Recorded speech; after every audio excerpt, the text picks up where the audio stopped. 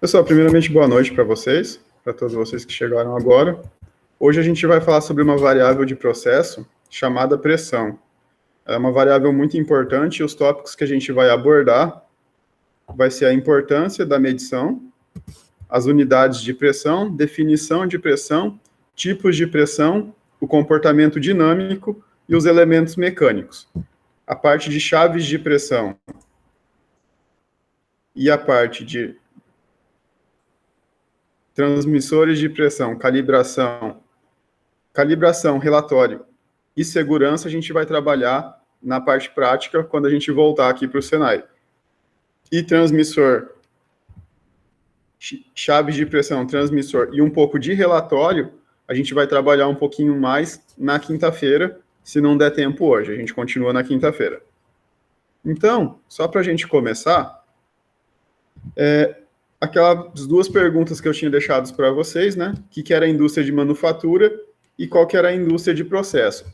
A indústria de manufatura, ela envolve principalmente variáveis do tipo discreta. São indústrias que produzem um bem final. Como assim um bem final? Um bem de uso. Um carro, um móvel, um eletrodoméstico. Então, esse tipo de indústria, por exemplo, a indústria de automóveis, é uma indústria de manufatura. Uma forma fácil que determina, por exemplo, uma variável discreta é quando a gente está falando de carro, a gente não produz meio carro, não produz um quarto de carro. A gente produz sempre números inteiros, 1, 2, 3, 4. Então, indústrias de manufatura normalmente se produz peças inteiras, não se produz metade de alguma coisa. A indústria de eletrodoméstico também, não tem como a gente fazer meia geladeira ou meia máquina de lavar. Então, são dois exemplos, tem mais, da indústria de manufatura. Por que é importante a gente estar definindo o que é uma indústria de manufatura e uma indústria de processo? Primeiro, a indústria de manufatura, ela vai utilizar algumas das variáveis que a gente vai trabalhar aqui nas medições de forma indireta, em alguma máquina, em algum componente. Já a indústria de processo, ela vai trabalhar e vai aplicar a maioria dessas variáveis diretamente no processo dela. Então, a indústria de processo é uma indústria que envolve principalmente variáveis contínuas, então aceita valores fracionados, né? Por exemplo, a indústria de etanol é uma indústria de processo, ela produz etanol, que não é um bem final de consumo. E o que a gente pode falar disso? Eu consigo fazer meio litro de etanol, fazer 100 ml, 0,1 litro, então, na indústria de processo, o meu produto final, no caso, o etanol, eu consigo fracionar ele e ter vários... não preciso ter uma quantidade inteira de produto. Um exemplo que a gente tem, as indústrias de etanol, petroquímica, de petróleo, de plástico, indústria de cimento mesmo, a gente consegue produzir por gramas. Indústrias de petróleo, então, normalmente indústrias de processo são indústrias que trabalham mais com extração e com a pré-transformação da matéria-prima, principalmente quando a gente fala de meios energéticos, por exemplo, a indústria. E também, me perguntaram na outra aula, as indústrias, por exemplo, hidrelétrica, pode ser considerada uma indústria de processo, ela está fazendo o processo de produzir energia elétrica, mas ela também pode ser considerada uma indústria primária, né? Ela vai fornecer a energia para as outras indústrias. Então, variáveis no nosso dia a dia, a gente vai aplicar medições de variáveis no dia a dia, direto a gente está trabalhando com isso. Por exemplo, a caixa d'água lá da nossa residência, ela sempre trabalha com nível. Ela tem um medidor de nível, que é uma boia, que ela vai servir para a gente estar, para a bomba saber se ela liga ou desliga, ou se eu deixo entrar a água que vem do fornecedor, né, da concessionária, no caso, comumente fala de água que vem da rua, ou se eu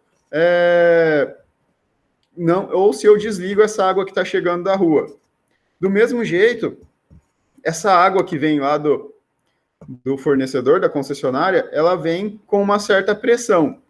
Não é comum a gente ter um medidor de pressão dentro de casa, mas quando a gente trabalha com bombas que usam poço artesiano em sítios, ou mesmo quem tem um poço dentro de casa, é comum ter um medidor de pressão na bomba de água. A gente tem a bomba que trabalha com vazão, E a gente tem o chuveiro elétrico que trabalha com controle de temperatura. Então, as variáveis que a gente vai estudar, nível, temperatura, pressão e vazão, a gente consegue aplicar elas mesmo no nosso dia a dia.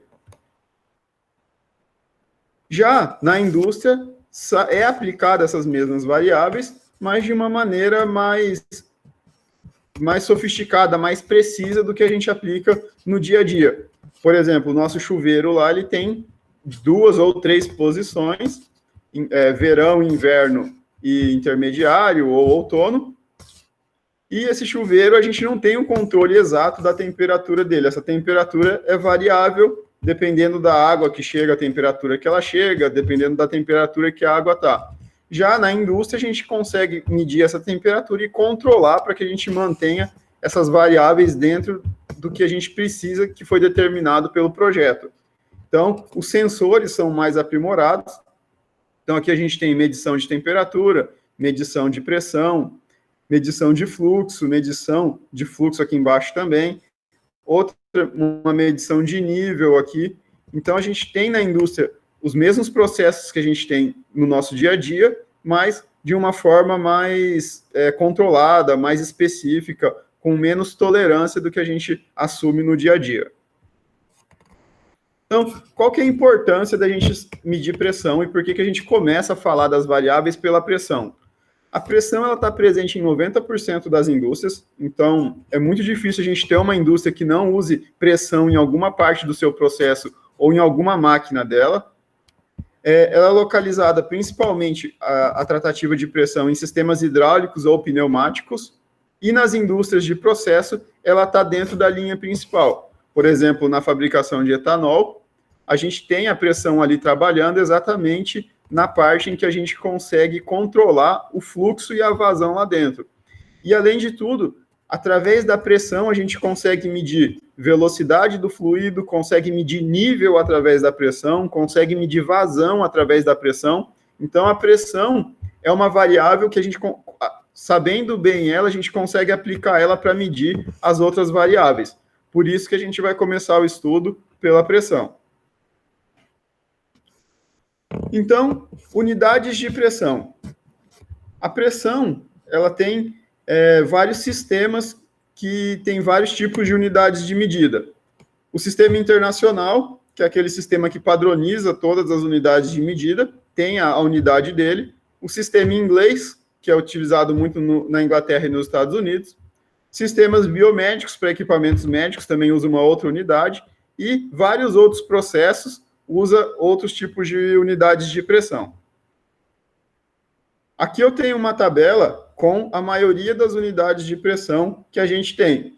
Diferente do que a gente trabalhava na parte elétrica, quando a gente vem para a parte da mecânica, a gente tem uma variedade maior de unidades de medidas. Por exemplo, a gente tinha o volt para medir tensão e a gente tinha só os submúltiplos, quilovolt, milivolt, megavolt, gigavolt.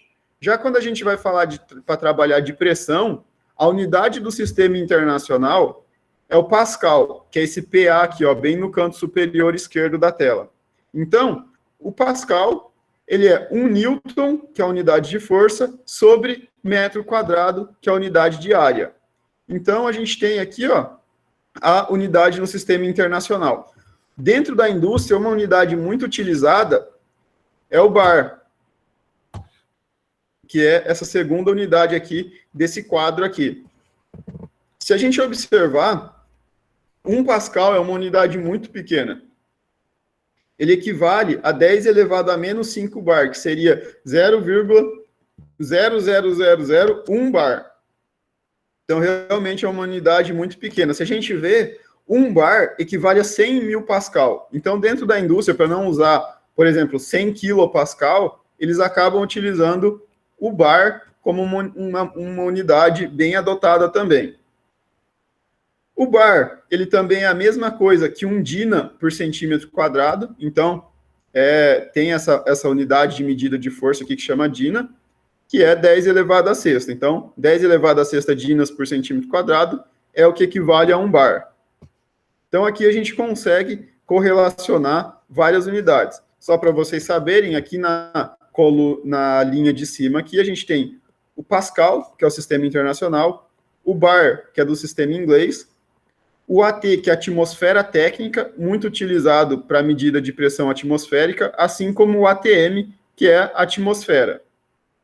A gente tem o Torricelli, que é em homenagem ao descobridor, a quem conseguiu determinar a pressão pela primeira vez.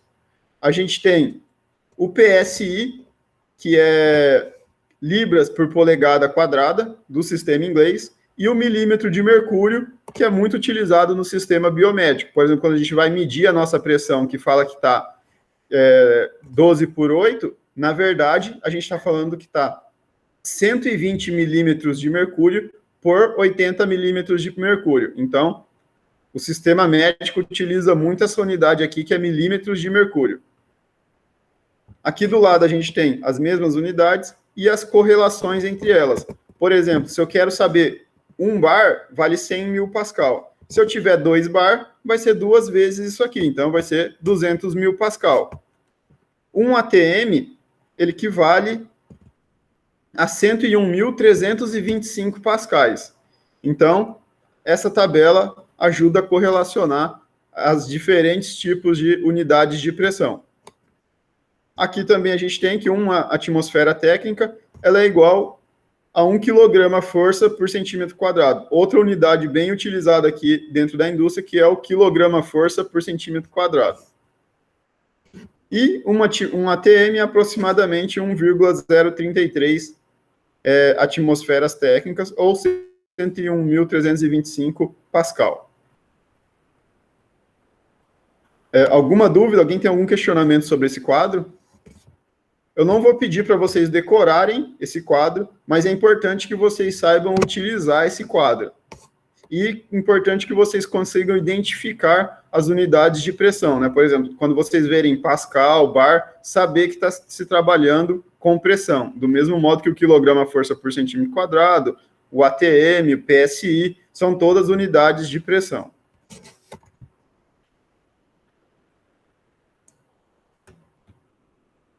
Quem tiver dúvida pode ir digitando ou pode estar falando também.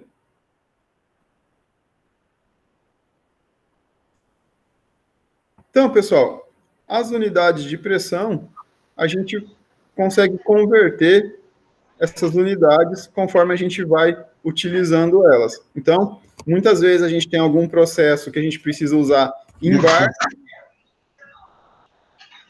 ou em pascal, e ele veio em quilograma-força. Então, a gente precisa fazer essas conversões. Ailton, acho que seu áudio está ligado. Se você puder só desligar para a gente, só para não dar retorno.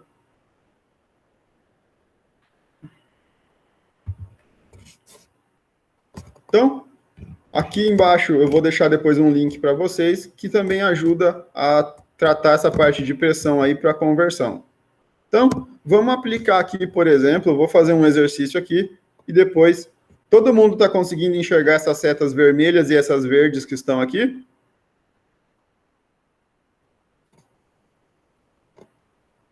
Sim, não?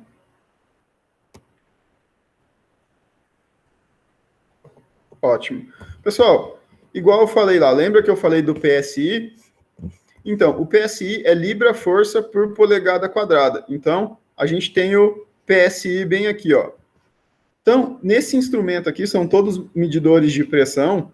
A gente pode ver que esse, primeiro, da Turotest, ele mede a parte de dentro em libra-força por polegada quadrada e a parte de fora, quilograma-força por centímetro quadrado. Então, no mesmo instrumento, eu tenho 2 unidades de medida. Por exemplo, aqui, essa seta vermelha está indicando quantas libras-força por polegada quadrada.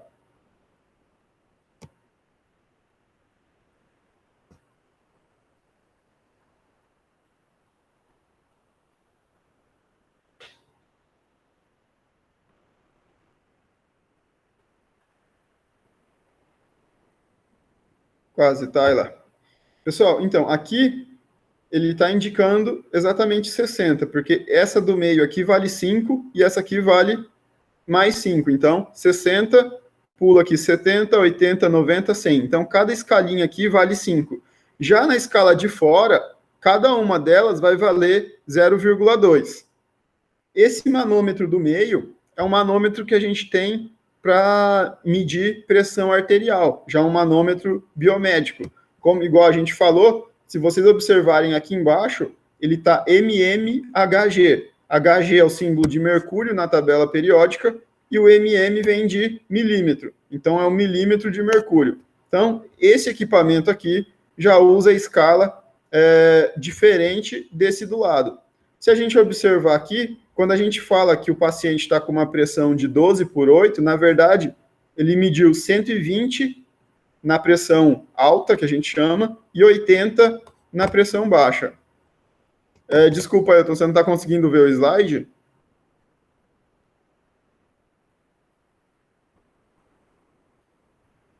Você está aberto no celular ou no computador?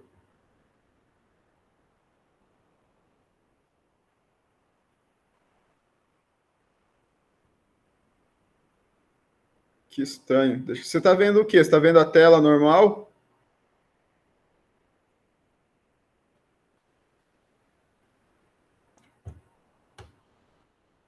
Deixa eu só reiniciar aqui, só um pouquinho.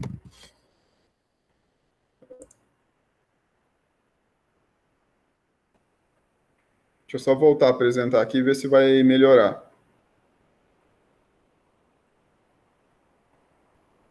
Ailton, lá em cima no computador tem uma barrinha. Vê se você não vê escrito apresentação. Se tiver escrito, clica lá que você vai conseguir visualizar a apresentação.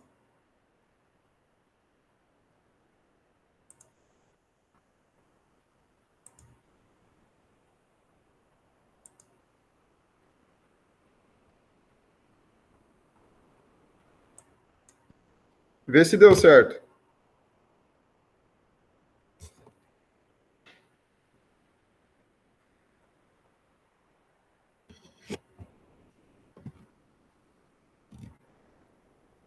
Tenta aí, se eu não conseguir, a gente volta aí para te ajudar.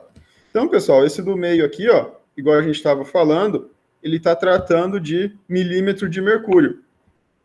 Cada risquinho desse aqui agora, ele vai de 2 em 2, até o limite de 300 aqui. Então, já é uma outra unidade de medida que também mede pressão. O mais à direita aqui, a gente tem quilograma-força por centímetro quadrado, que a gente tinha no primeiro aqui também, e PSI aqui no meio. Então, o PSI é a mesma coisa que o libra-força por polegada quadrada. Então, se a gente observar aqui, ó, o 60 estava perto do 4, e se a gente observar o 50 está aqui, o 60 está aqui, também está perto do 4 aqui, ó. Então, a gente consegue ver que diferentes fabricantes colocam diferentes identificações. A gente só precisa saber o que cada um desses equipamentos vai estar medindo, pois alguns equipamentos que medem outras variáveis, como, por exemplo, nível ou temperatura, pode ser semelhante também. O que vai indicar para a gente é as unidades que vem descrita no equipamento. Esse último equipamento aqui, ele ainda traz para a gente quanto que cada divisão vale. Por exemplo, na escala vermelha, que é o PSI, cada divisão vale 5 PSI. Na escala preta, cada divisão vale meio quilograma-força por centímetro quadrado. Então, vamos supor que eu queira converter 60 libra-força polegada quadrada para unidade do sistema internacional, que é o Pascal. Então, para mim fazer isso, eu vou pegar o 60 que está aqui, volto lá na minha tabela. Então, vou achar aqui onde que está lá, que eu tenho o 60... Perdão, estou só lembrando. 60 PSI. O PSI está aqui, ó. Um PSI é aproximadamente 6.894 Pascal. Se eu aplicar isso na calculadora, lá eu tinha 60. É só multiplicar esse valor aqui do PSI, aquele valor do PSI 60, pelo 6.000 aqui. Então, se eu pegar 60 e multiplicar por 6.000, fazer aqui na calculadora. Então, 60 vezes 6.894, eu vou ter 413.640 Pascal. Então, é bem fácil a gente observar que o Pascal é uma unidade bem pequena. Então, como exercício para vocês aí, fica a conversão das outras unidades aqui que está nas setinhas, converter para Pascal, todas elas, só para a gente trabalhar um pouquinho de conversão de unidades aí. Então, a primeira aqui é só multiplicar aquele valor, o 60, pelo primeiro lá, e aí a mesma coisa com os outros. Dando continuidade aqui, então, a gente já viu a importância de pressão, já viu como que a gente mede pressão, mas a pergunta é, o que realmente é a pressão? Então, a definição técnica de pressão, a gente fala que a pressão é o mais importante padrão de medida e que ela serve para medir vazão, nível e pode ser feita utilizando esse mesmo princípio. Então, a pressão, ela é o quê? Ela é uma força aplicada sobre uma área. Então, o que eu quero dizer com isso? Para a mesma força, a gente pode ter pressões diferentes dependendo do tamanho da área. Por exemplo, se a gente pegar a nossa mão e empurrar com força sobre a mesa, a área que a gente vai ter é toda a área de contato, é toda a área da nossa mão. Já se eu empurrar a minha mão com a mesma força que eu empurro sobre a mesa, mais em cima de um lápis ou de um prego, a pressão vai ser bem maior. Então, a pressão que a mesa aplica sobre a minha mão quando eu pressiono ela, não é o suficiente para machucar minha mão. Mas se eu fizer a mesma força com uma área menor, no caso do prego, que é uma ponta bem menor, ou de uma agulha ou de um alfinete, a pressão fica bem maior. Então, a relação que eu tenho é a seguinte: se eu aumento a força, eu aumento a pressão. Se eu diminuo a área, eu também aumento a pressão. Então, a área é inversamente proporcional à pressão e a força é diretamente proporcional à pressão. Então, eu consigo ter mais pressão aumentando a minha força ou diminuindo a minha área. Então, essa é a relação. Então, a unidade de medida de pressão ela é sempre uma unidade de força sobre uma unidade de área. Então, a pressão pode ser exercida por vários meios. Um sólido pode exercer pressão, um gás pode exercer pressão ou um líquido. Então, os três estados da matéria que a gente conhece, eles podem exercer pressão. Vai ter as suas particularidades.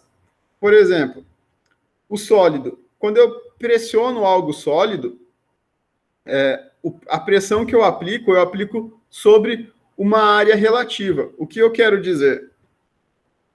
Deixa eu só fechar aqui o slide um pouquinho, para a gente...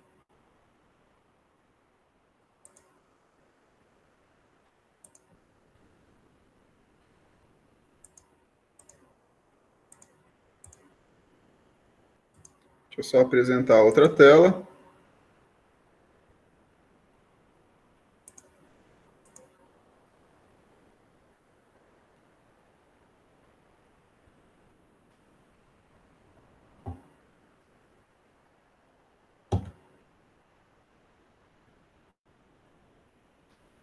Vocês já estão vendo uma tela branca?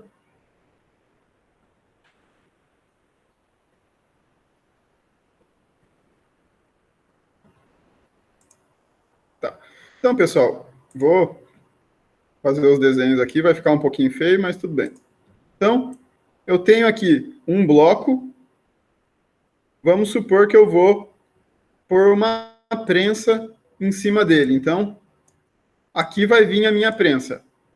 Essa minha prensa vai aplicar uma força e a área que eu vou ter do bloco vai ser essa aqui, ó, o contato entre eles. Aqui eu tenho uma área. Como a gente viu, a força sobre a área vai ser igual à pressão. Então, se a minha prensa fizer mais força, nesse mesmo bloco vai aumentar a pressão. Se ela fizer menos força, vai diminuir a pressão. Se eu diminuir o bloco pela metade, vai aumentar, vai aumentar a pressão, né? Se eu cortar o bloco no meio, e se eu pegar um bloco que seja o dobro da área aqui em cima, eu vou diminuir a pressão com a mesma força. Então, ao mesmo tempo que aqui eu vou ter a base, ó, que eu tenho uma pressão aqui em cima, que a minha prensa está fazendo, através de uma força, eu também vou ter uma resposta do bloco aqui, ó.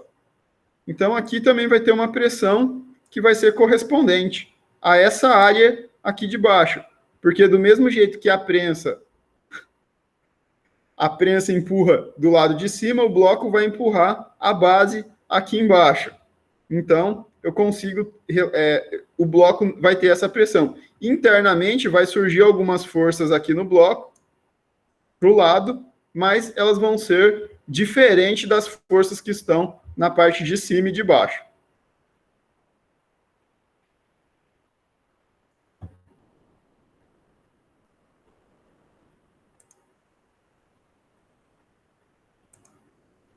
Voltar para o slide agora.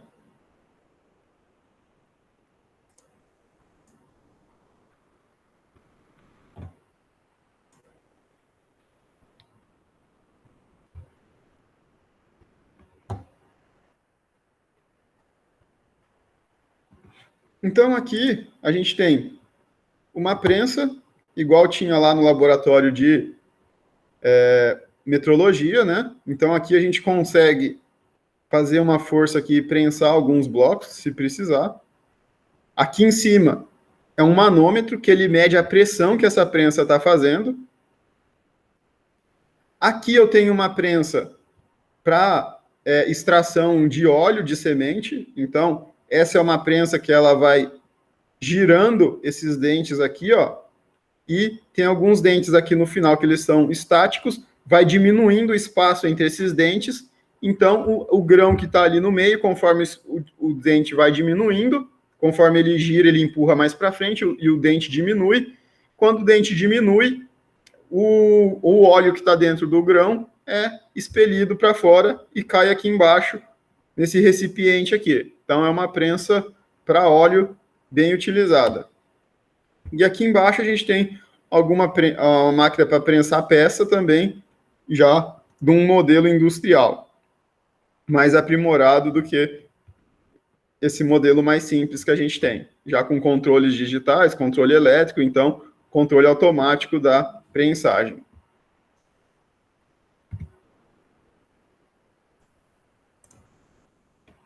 Já quando a gente fala de gás, a gente pode estar falando de pressão, por exemplo, num sistema pneumático ou de ar comprimido.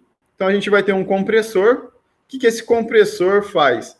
Ele pega o ar ambiente e aumenta a pressão desse ar, fazendo com que ele possa ser empurrado através de um canal de distribuição ou de uma linha que a gente chama. Então, esse gás é empurrado através dessa linha e vai chegar até a parte de aplicação, que pode ser um pistão, uma porta, uma válvula, uma chave, qualquer parte que vai executar algum tipo de trabalho através da parte pneumática.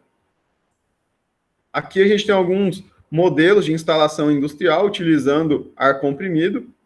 Essas mangueiras azuis, na grande parte, é utilizada para ar comprimido, então é fácil identificar quando a gente tem uma instalação com ar comprimido, elas vão estar identificadas.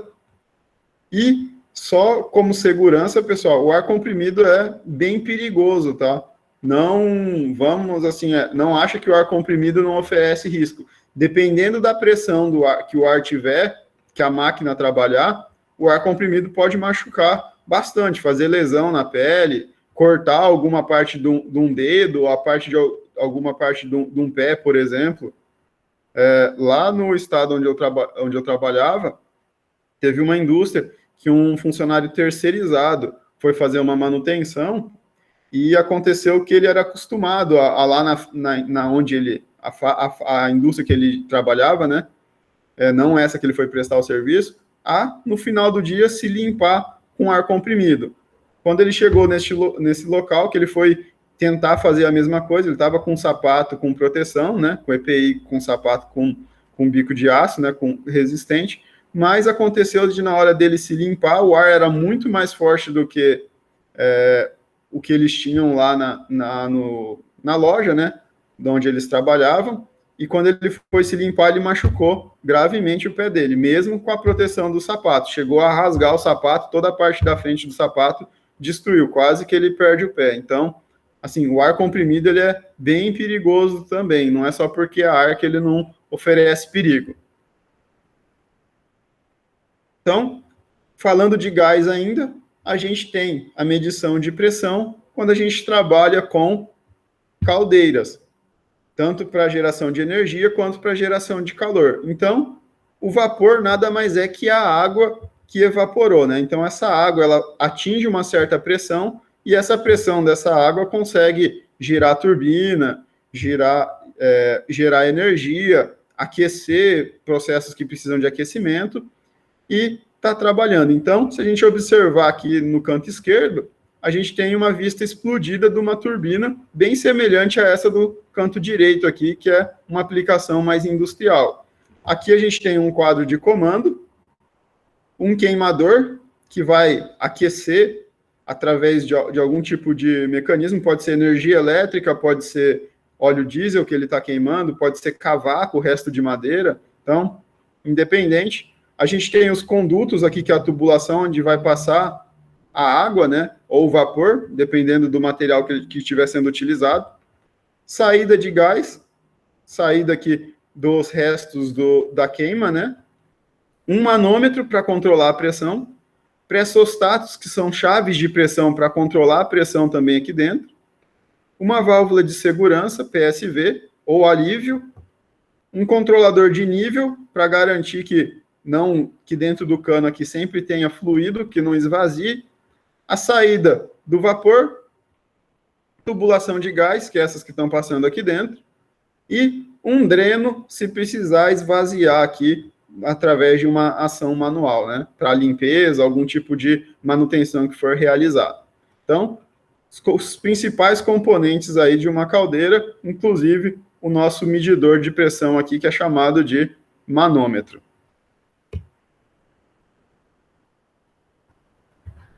Então, continuando, quando a gente fala de líquido, a gente vem para a parte de hidráulica, né? Ou fluido hidráulico, lembra de óleo, lembra de água também. Então, aqui, quando a gente fala de líquido, também tem pressão e ela se comporta um pouco semelhante com os gases, né? Então, aqui a gente tem 3 modelos diferentes de gerador de pressão para sistemas hidráulicos. Então, esse aqui com 3 bombas, esse aqui com uma bomba única, esse aqui com 2 bombas, uma de frente para a outra, todos gerando pressão através de um fluido hidráulico. Então, a gente tem os 3 modelos aqui. Aqui a gente tem um sistema hidráulico, então, 2 fotos do sistema hidráulico. Normalmente, eles utilizam essa mangueira de cor diferente aqui, normalmente preta, mas pode ter alguma outra cor sendo utilizada. E o fluido hidráulico, uma diferença é que o gerador de pressão normalmente está próximo do sistema onde está sendo utilizado. Então, vou abrir ali o nosso quadro de novo.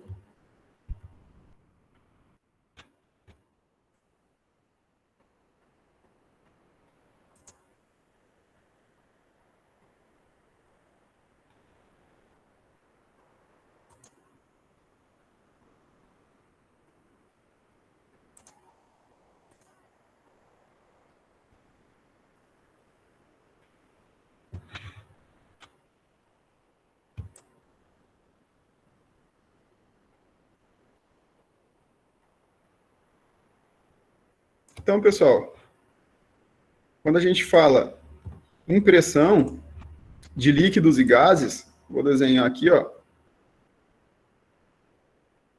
Vamos supor que a gente tenha um vasilhame aqui. Quando eu coloco um líquido aqui dentro,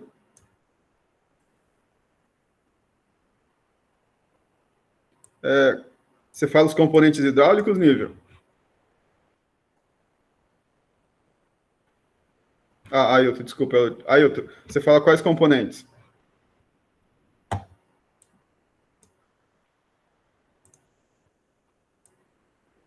Só apagar aqui que ficou bem ruim.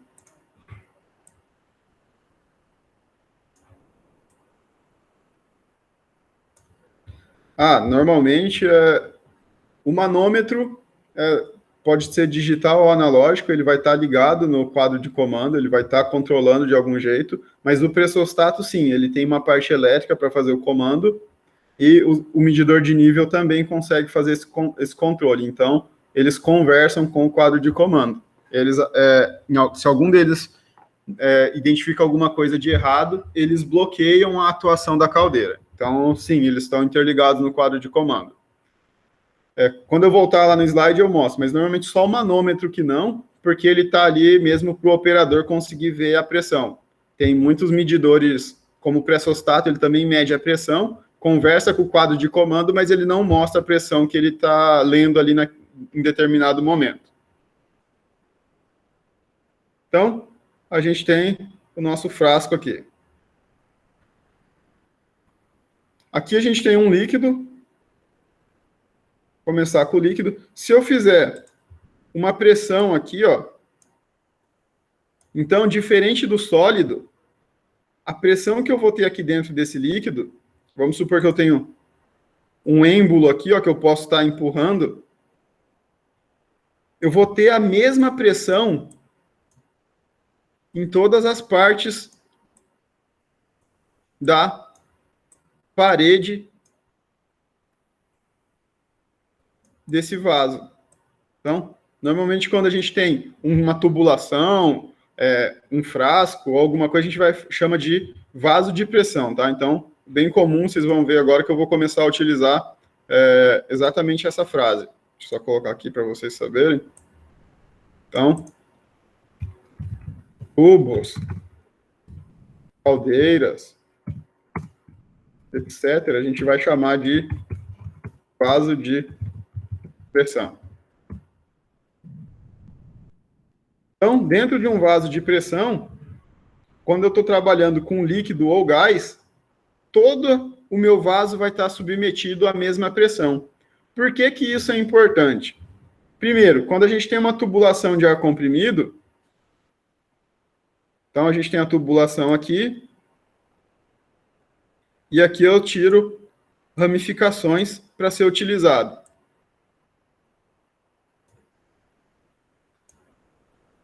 Pela propriedade dessa minha pressão se distribuir igualmente, é que eu consigo fazer isso, ramificar.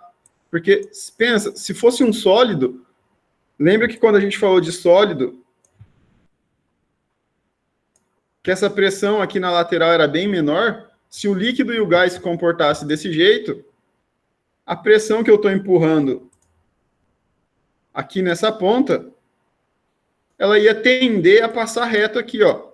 Ia vir uma pressão bem pequena aqui nessa parte que não ia ser suficiente para mim trabalhar. Eu ia ter que aumentar muito essa pressão aqui. Então, pela propriedade que a gente tem de distribuir igualmente a pressão dentro dos líquidos e dos gases, que a gente consegue trabalhar com linhas de ar comprimido ou linhas de sistemas hidráulicos. Uma outra vantagem também que isso permite a gente fazer, como essa pressão é a mesma em todo esse equipamento, isso também possibilita que a gente utilize essa pressão para trabalhar com sistemas de elevador hidráulico, ou as próprias prensas hidráulicas também. Então, imagina que aqui eu tenho um êmbolo, e aqui eu tenho, sei lá, alguma coisa muito pesada. Vamos falar, eu tenho um carro aqui, ó.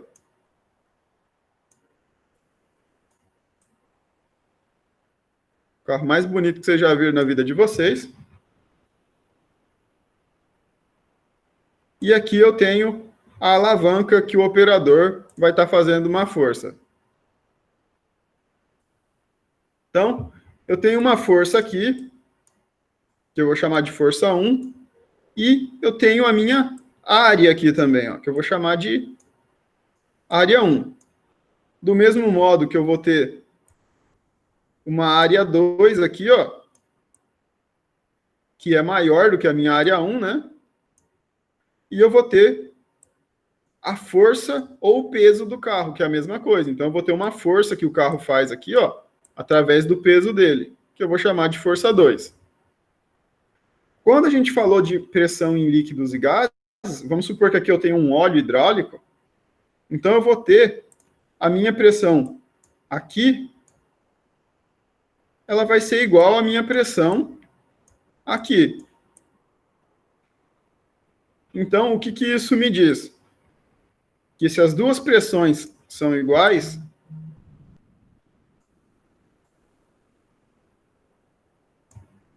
então, se as duas pressões são iguais, do lado de cá eu posso falar que força sobre a área vai ser igual a força sobre a área 2. Aqui 2, aqui 2, aqui 1 e aqui 1. Então, eu preciso de uma força. Por a minha área ser menor, a minha força também vai ser menor para dar a mesma pressão.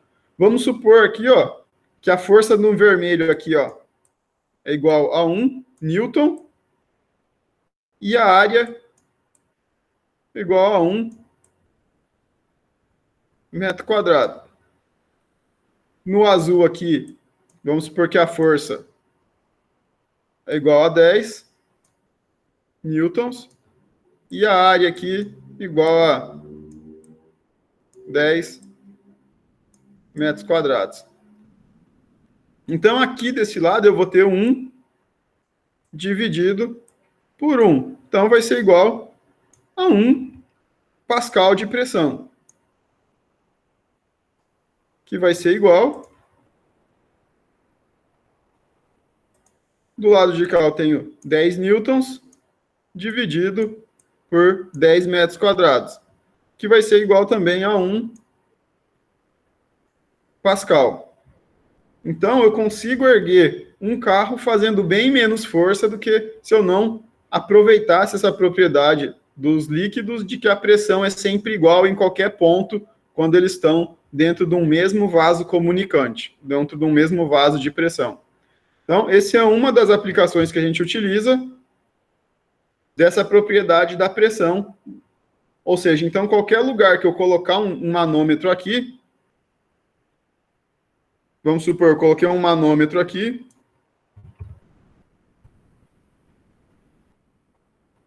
coloquei um medidor de pressão aqui, um manômetro, coloquei um medidor aqui, em todo lugar ele vai mostrar para mim a mesma pressão, porque ela é igual dentro de um líquido e de um sólido dentro desse vaso aqui.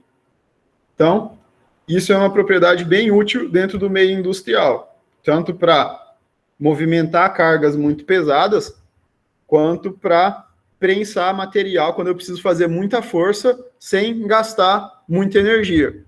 Porque aqui eu consigo, com uma força menor, criar uma grande força lá do outro lado. Um exemplo é, se eu dobrar a minha força aqui, ó, colocar 2 aqui, eu vou ter 2 aqui, não vou? 2 pascal. Para mim, a força que vai sair ali do outro lado, em vez de 10 agora, eu gastei 1 newton de força, né? Agora eu vou ter que gastar, eu vou ter do outro lado 20 newtons de força, que vai ser 2 pascal aqui, ó. Só colocar uma barra aqui para a gente não confundir. Então, a gente percebe que fazendo bem menos força do lado menor, eu consigo bem mais força do lado maior. Uma desvantagem desse sistema, né? Lógico que tem desvantagem, é que a distância que eu preciso percorrer aqui, ó, vou chamar a distância de H,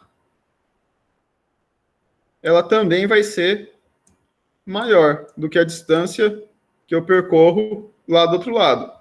Então, para mim, ter esse ganho de 10, essa distância aqui também vai precisar ser 10 vezes maior do que essa distância do outro lado aqui, essa outra distância H. Então, esse é um preço que eu tenho que pagar. Esse lado aqui precisa ser bem mais comprido para poder compensar uma altura lá do outro lado.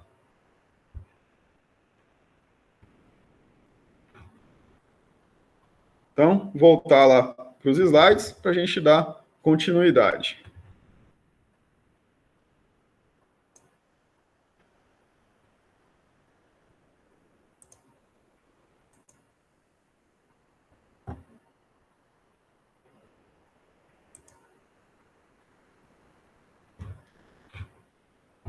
Então, pessoal, em máquinas industriais, quem faz essa força são as bombas. As bombas hidráulicas vão fazer essa força nas máquinas industriais, não que vai deslocar todo aquele espaço. As bombas hidráulicas vão gerar uma pressão e essa pressão vai ser o que vai ser utilizado para movimentar as cargas. Do mesmo jeito que em máquinas hidráulicas automobilísticas, né, escavadeira, empilhadeira, também é uma bomba hidráulica que está lá dentro que vai fazer esse esforço, não alguém empurrando lá. Então, essa é uma aplicação das bombas hidráulicas. Só respondendo a pergunta, Ailton, esse cara aqui é um manômetro, então o manômetro normalmente é só para o operador ter o controle, como que está a pressão lá dentro, e agora, os pressos, vocês conseguem, só tirar dúvida, vocês conseguem ver o mouse, né, quando eu passo ele na tela? Ah, tá. Então, e os pressostatos, que são esses carinhas que estão bem aqui, eles sim, a gente vai conseguir comunicar com a parte de comando, com o quadro elétrico.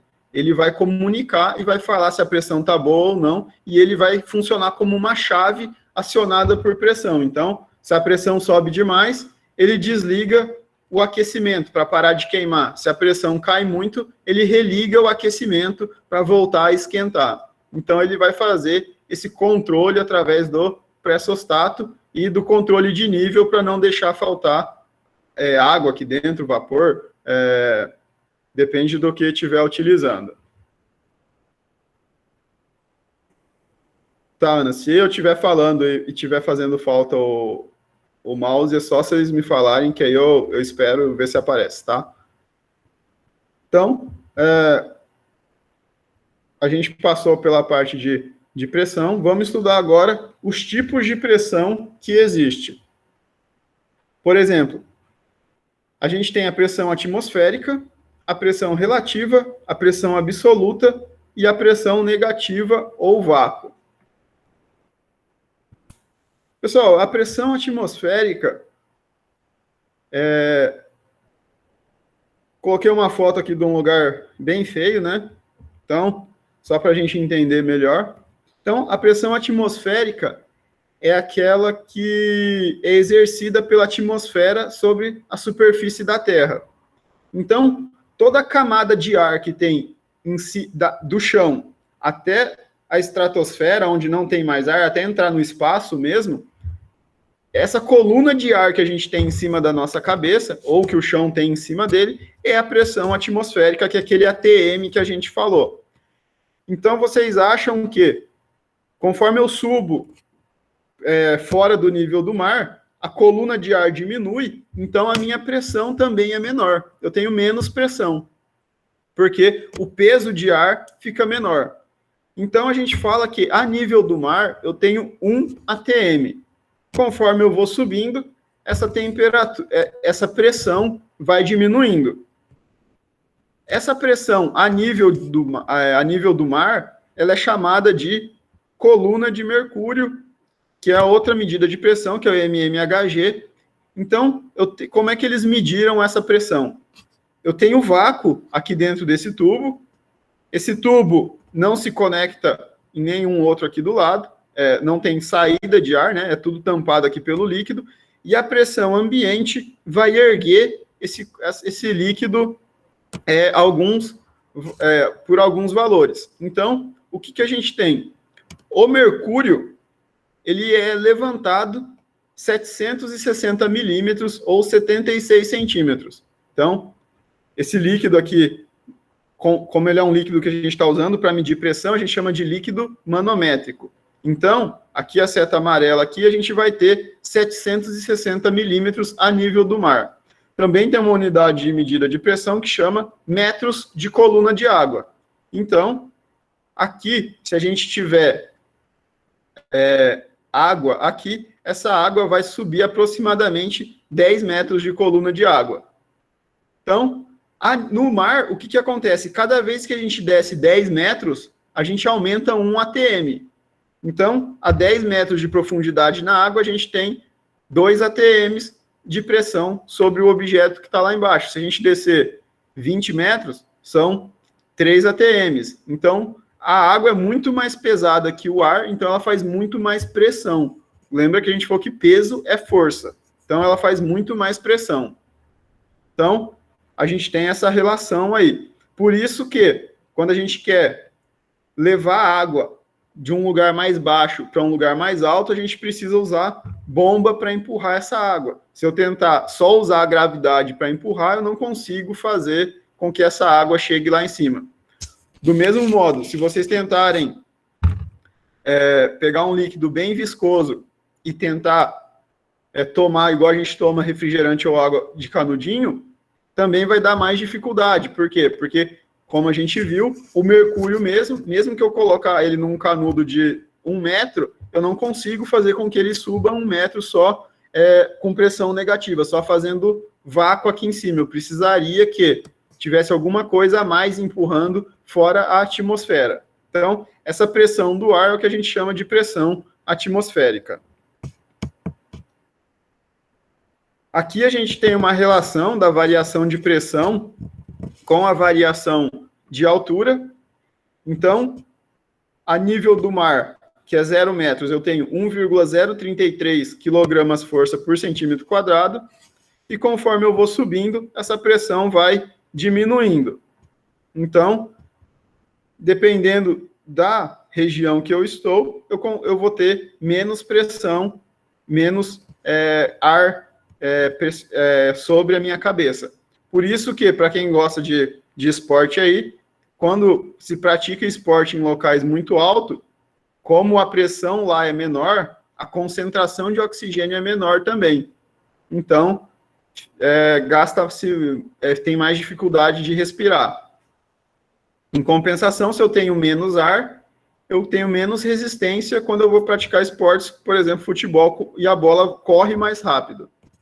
Então, aí esse é um dos motivos porque quando a gente está em grandes altitudes, a gente tem um comportamento um pouco diferente dos objetos, principalmente nos esportes. Então, agora a gente vai falar de pressão relativa. Então, pressão relativa é aquela que a gente mede em relação à pressão atmosférica. Por exemplo, a nível do mar, eu posso falar que a pressão ali é 0. Se a pressão a nível do mar eu falar que é 0, conforme eu vou aumentando a pressão, por exemplo, um equipamento pneumático, conforme ela vai subindo, aquela pressão relativa, ela é, por exemplo, se eu falar que ali tem 10 bar, na verdade tem 10 bar a mais do que a pressão atmosférica de 1 atm. E a pressão absoluta, na verdade, eu considero toda a pressão, inclusive a pressão do ar. Então, vamos falar que eu estou medindo em ATM, eu tenho um compressor que gera 5 ATM. Se eu estiver falando em pressão absoluta, na verdade, ele gerou 4 ATM. 1 ATM é da própria atmosfera. Se eu estiver falando de pressão relativa, se eu estiver falando de pressão relativa, ele gerou 4 ATM. 1 ATM é da atmosfera. Se eu estiver falando de pressão absoluta, ele gerou 4 ATM. Vou passar lá para o quadro branco, só para explicar melhor isso aqui, depois que eu terminar aqui o próximo slide. E a pressão negativa ou vácuo é quando o sistema tem pressão menor que a pressão atmosférica ou pressão nenhuma. Então, muitas vezes vocês podem escutar que pressão negativa não existe, e nem o vácuo existe. Na verdade, quando a gente fala do vácuo, a gente fala da ausência de pressão, é porque não tem mais pressão. A pressão absoluta é igual a 0. Vou lá para caneta azul do Ailton, né, para a gente fazer melhor lá, deixar mais explicado isso.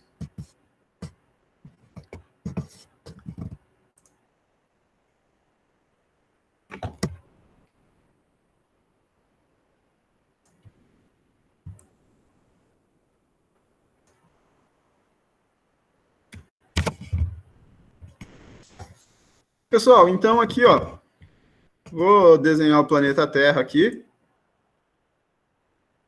Imaginem que essa é a Terra. Sei que a imaginação de vocês é boa. E aqui em cima eu tenho a estratosfera. Toda essa coluna de ar que eu tenho aqui, ó, ela é a minha coluna que eu chamo de 1 ATM. Então, aqui eu tenho 1 ATM. Se eu subir num monte, igual a gente falou, aqui eu tenho um monte aqui, então a coluna aqui vai ser menor, então eu já não tenho mais 1 ATM. Vamos supor que aqui eu tenho 0,9 ATM, ou seja, 90% da pressão atmosférica. Então, se eu colocar um medidor de pressão aqui no nível do mar, se esse medidor de pressão, esse manômetro, ele medir em pressão ABS ou pressão absoluta, ele vai estar medindo 1 ATM. Se ele medir em pressão relativa, ele vai estar medindo 0, porque ele mede tudo que eu tenho a mais ou a menos da pressão atmosférica. Se eu pegar esse mesmo medidor e levar aqui, ó, fora da onde não tem mais atmosfera, e eu for medir aqui, então aqui em cima, em absoluto, ele vai marcar 0 ATM. E no relativo, ele vai marcar menos 1 ATM. Então, se eu calibrar o 0 aqui embaixo, quando eu for aqui para cima, ele vai marcar menos 1. Então, instrumentos relativos, é sempre bom estar calibrando ele no local onde a gente vai usar, para não ter essa diferença que conforme eu vou subindo, ele vai marcando negativo.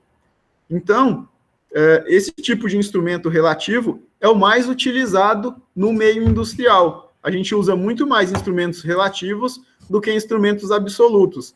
Instrumentos que medem a pressão em unidades absolutas, eles são utilizados em locais mais específicos, onde necessita saber a pressão atmosférica também. Uma outra coisa, então aqui eu tenho a absoluta e a relativa, e eu consigo saber a diferença entre elas através dessa relação. Então, sempre que eu falo em pressão absoluta, eu estou considerando a minha pressão atmosférica. Vamos supor que eu tenho aqui, ó, um gerador aqui, ó, um compressor. Então, eu tenho um compressor de ar aqui e eu tenho um manômetro nele. Esse compressor está gerando 3 ATM, vamos supor. Então, só com essa informação eu não sei realmente a pressão dele. Se for em absoluto, por exemplo, 3 ATM absoluto, esse compressor vai estar gerando, na verdade, em relativo, 3 menos 1. Então, ele vai estar gerando 2 ATM. É o que ele gera, menos a pressão que eu já tenho no meio externo. Então, por isso que a gente fala, quando eu falo em absoluto, eu não consigo ter pressão negativa, porque eu nunca vou ter uma pressão menor do que a pressão no espaço. Então, a pressão do espaço vai ser sempre o 0 absoluto. E Quando eu falo em relativo, aí sim eu consigo ter o que a gente chama de vácuo, que aí eu consigo ter ou a pressão negativa, né? Menos meio, menos 0,8. Então, eu consigo ter as minhas pressões negativas quando eu falo em pressão relativa. Já quando eu falo em pressão absoluta, eu não consigo ter pressões negativas. Ficou mais claro agora a diferença entre pressão absoluta e pressão relativa?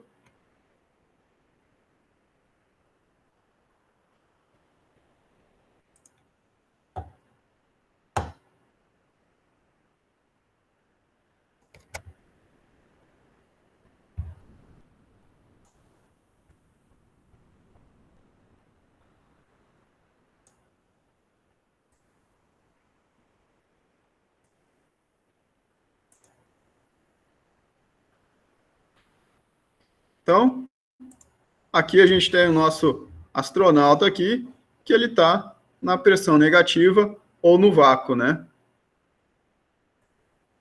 Então, aqui a gente tem... Vocês estão conseguindo ver o slide já ou não? Acho que sim. Tá. Então, aqui, ó, a gente tem a relação, né? Do lado... Começar por essa barra aqui, ó. Do lado esquerdo aqui, a gente tem a nossa pressão atmosférica.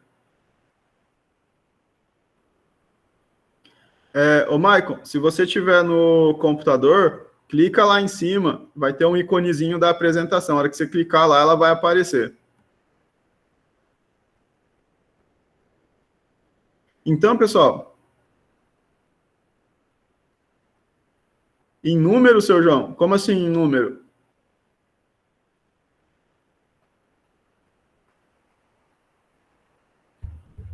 Mas no celular aparece também, Michael.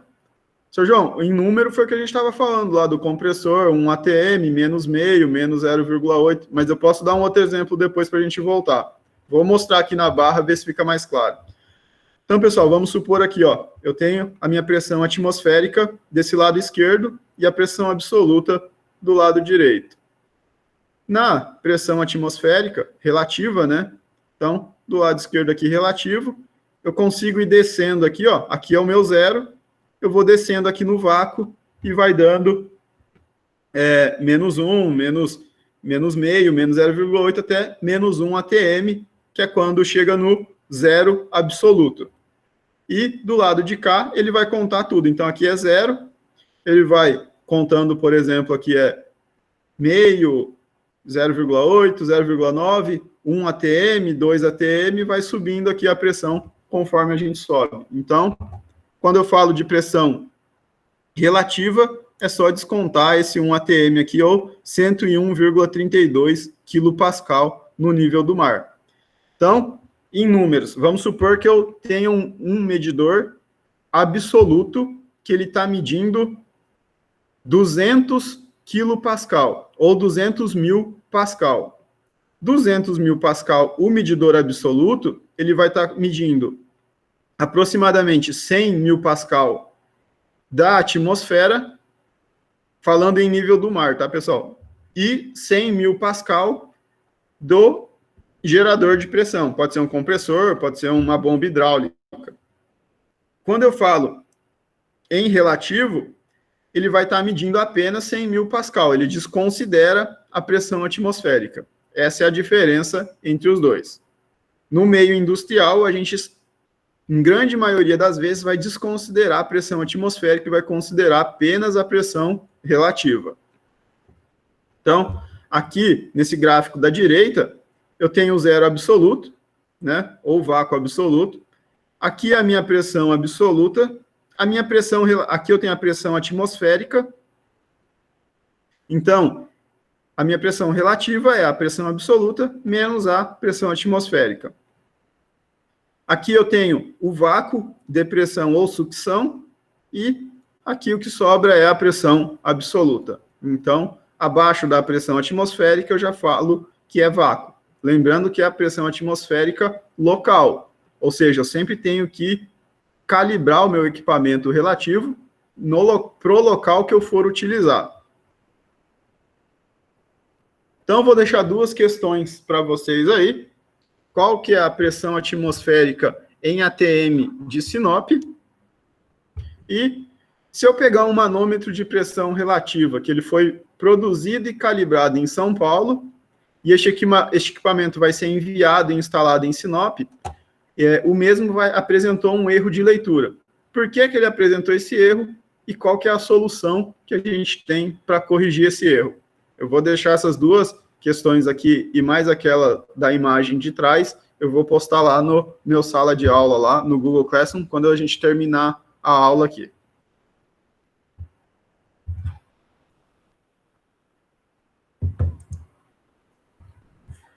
Agora, pessoal, vamos falar do comportamento da pressão.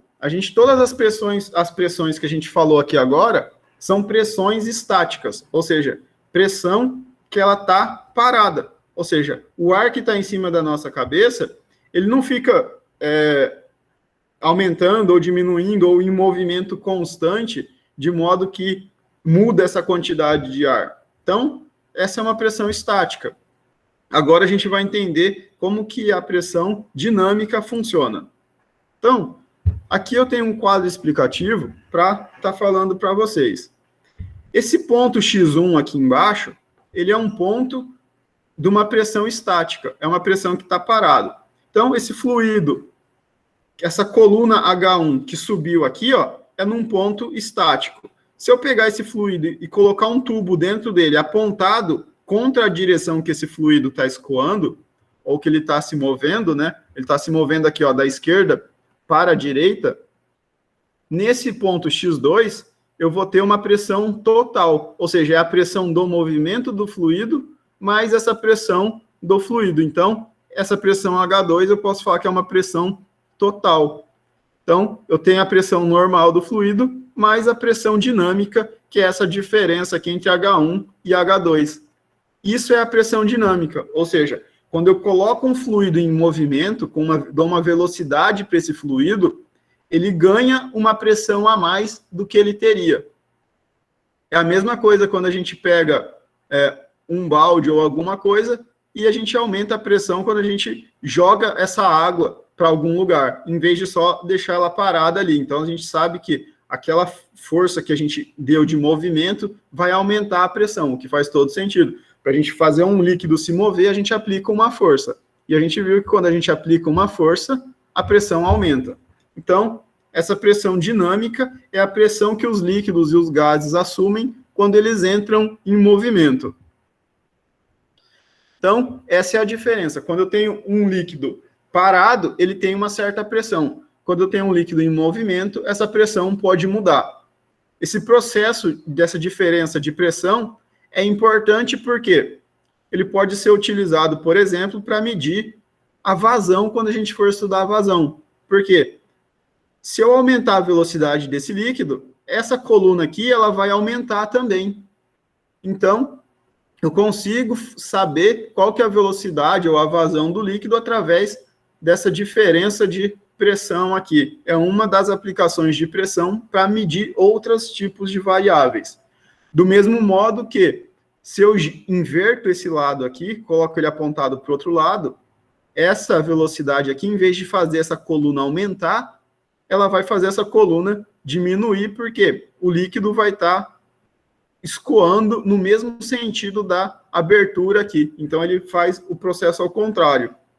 Então, isso é importante, é bem utilizado quando a gente quer medir, por exemplo, a pressão ou a vazão em sistemas fechados. Por exemplo, a gente está querendo um sistema petroquímico, um sistema hidráulico, um sistema de produção de etanol, de produção de algum tipo de indústria química, e eu quero saber qual que é a vazão que está lá dentro, qual que é a velocidade que esse fluido está se movendo, é um dos modos que eu posso aplicar para saber qual que é essa velocidade que esse fluido está se movimentando. Através utilizando a pressão dinâmica, eu consigo saber a velocidade. Então, é uma das relações que a gente consegue fazer.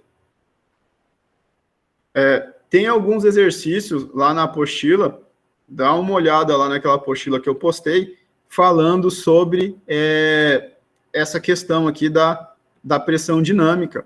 dá uma olhada lá. Se ficar alguma dúvida, a gente conversa depois, a gente explica melhor. Então, os elementos para medição de pressão, a gente tem dois tipos principais de elementos mecânicos. Então, a gente tem por coluna ou por deformação.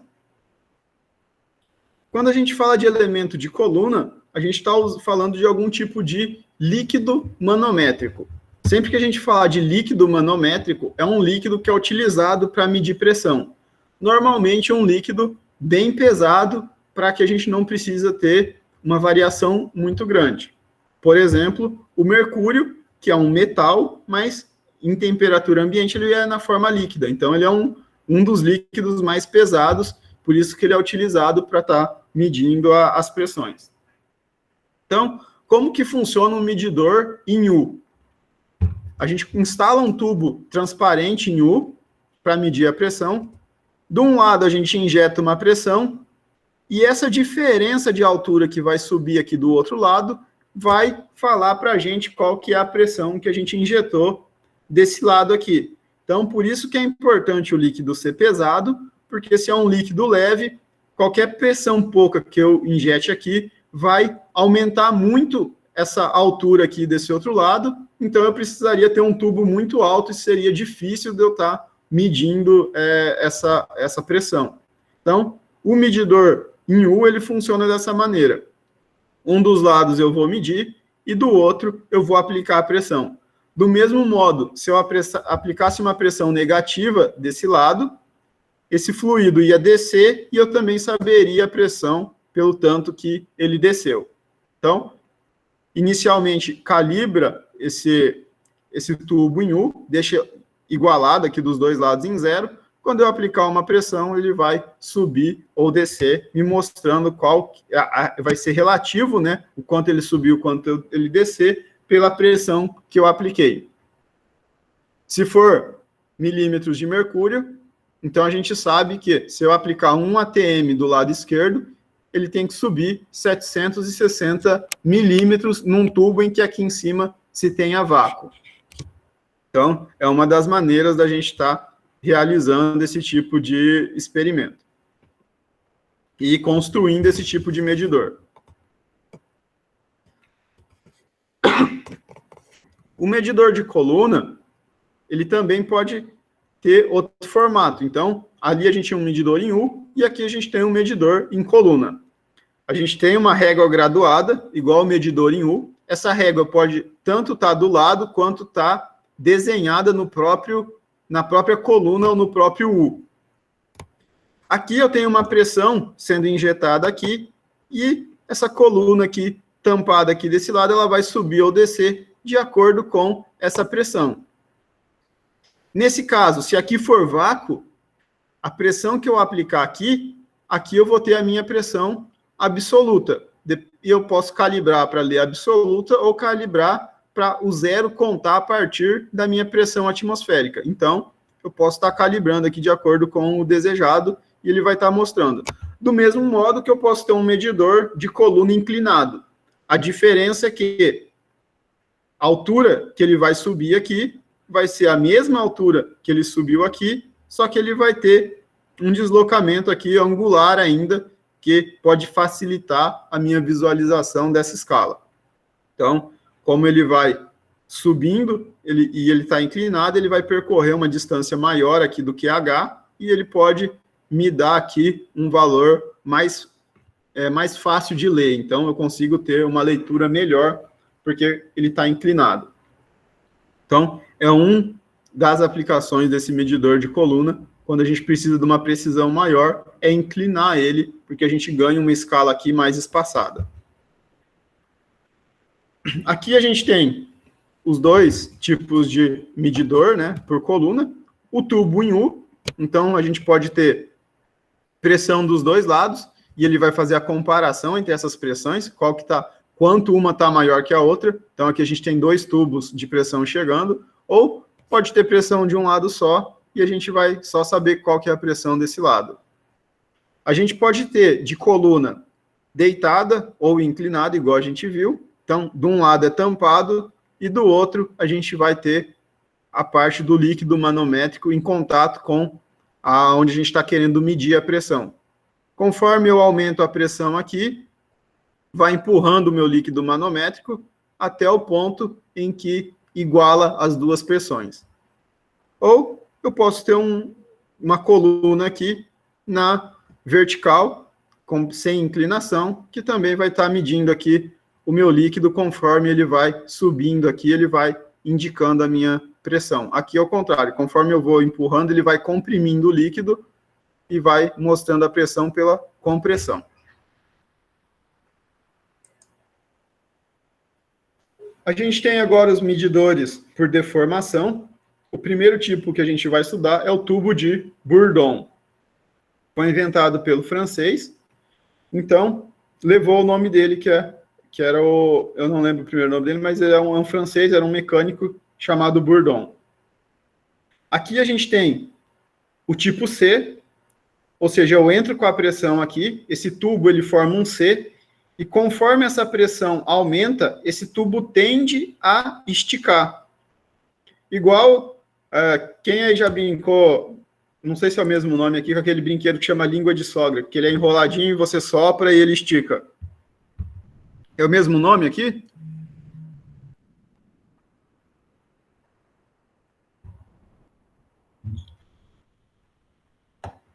Tá todo mundo dormindo já. Então, normalmente tem festa de criança. Então, lá é um araminho enrolado e um papel que você sopra e ele estica. Então, esse medidor aqui, lá é um bom exemplo. O que acontece? Quando eu encho de pressão aqui, essa tubulação, normalmente metálica, tende a esticar. Quando ela tende a esticar, ela move esse ponteiro aqui, indicando a pressão. Aqui eu tenho um tipo hélice helicoidal, né? Então, ele vai funcionar do mesmo jeito. Eu vou encher de pressão, essa hélice vai tender a abrir. Aqui ela tende, no tipo C, ela tende a esticar, no tipo hélice, ela tende a abrir. Quando ela tende a abrir, tem um mecanismo mecânico aqui, uma cremalheira, que comunica com o ponteiro, e ele vai alinhar de acordo com a escala. Ou o tipo espiral, que eu tenho ligado direto no ponteiro, e conforme eu injeto pressão, ele também vai tentar abrir e vai movimentar aqui a minha escala. Então, esse é um tipo bem utilizado, principalmente naqueles manômetros que servem para medir pressão da área médica. É bem utilizado esse tipo C aqui, ou tipo espiral. Então, a gente tem alguns modelos aqui de medida de pressão.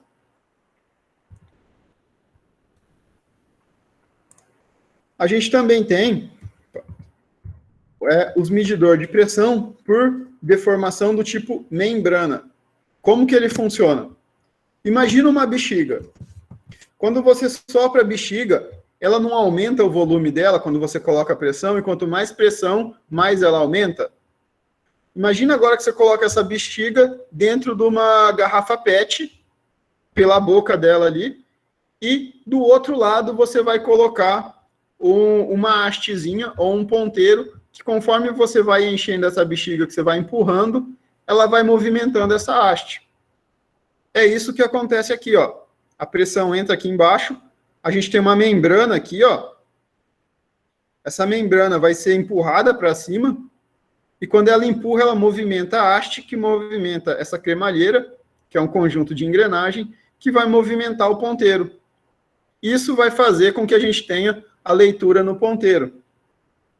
Do mesmo modo que, se não for mecânico, for um sistema digital, eu posso ter aqui a membrana, a haste, aqui eu posso ter um capacitor ou um indutor, e, não sei se vocês se recordam, mas conforme eu coloco um metal na frente do capacitor, eu aumento ou diminuo a capacitância, então eu posso colocar 3 fios aqui, e sair essa conexão para o meu painel, indicando a pressão de forma digital, eletrônica.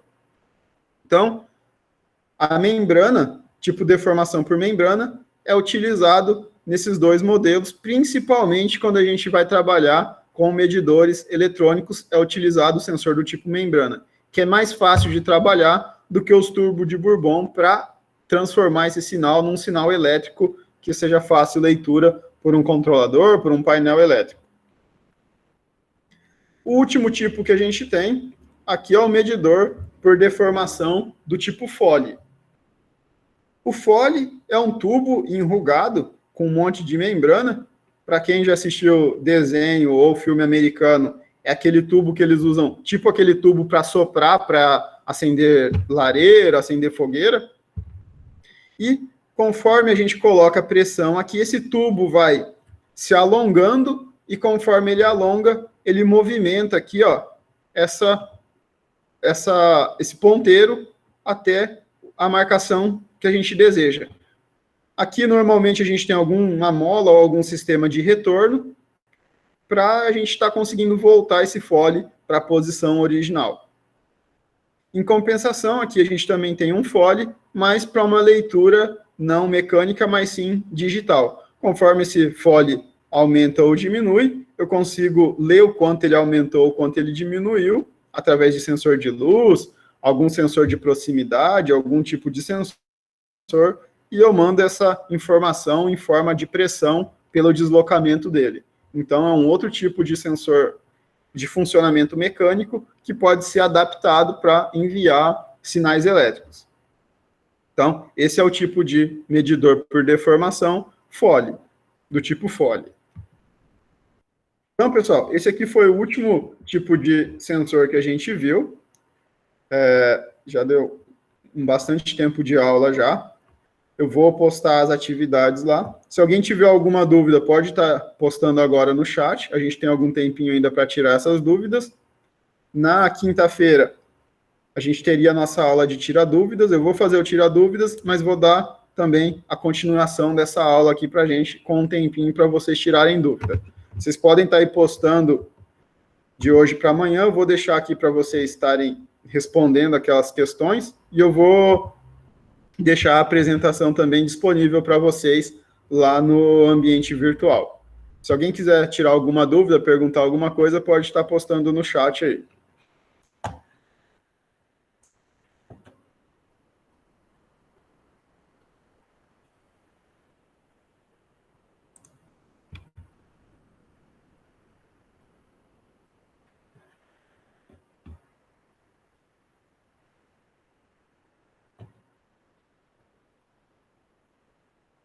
Nenhuma dúvida? Todo mundo tranquilo?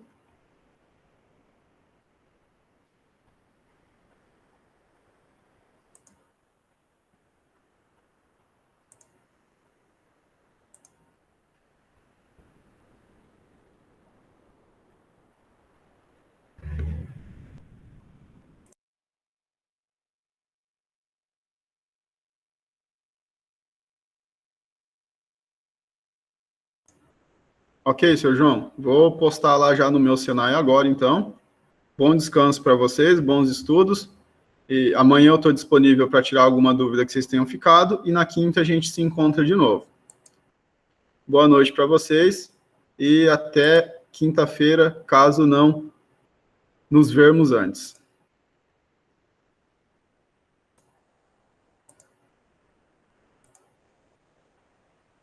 Só para lembrar, pessoal, eu vou deixar a aula disponível para vocês lá, tá? Quem não conseguiu ver, vai estar disponível lá no YouTube para vocês.